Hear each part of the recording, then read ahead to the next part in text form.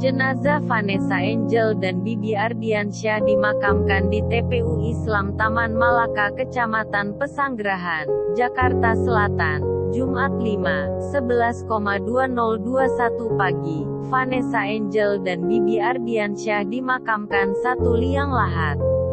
Penggali kubur TPU Islam Taman Malaka mengungkap alasan jenazah keduanya dimakamkan satu liang lahat. Hal tersebut merupakan permintaan dari pihak keluarga. Ia cuma satu lubang, kata tukang gali kubur menyebutkan. Selama proses peletakan jenazah, iringan zikir juga dilantunkan doa.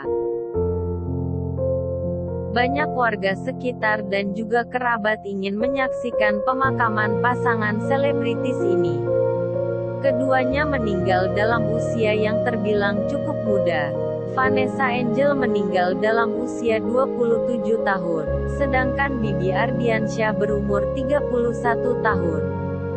Banyaknya warga sekitar dan juga kerabat ingin menyaksikan pemakaman Vanessa Angel dan Bibi Ardiansyah.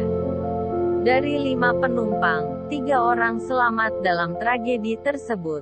Ketiga orang tersebut adalah pengemudi, asisten rumah tangga, art, dan anak sematawayang.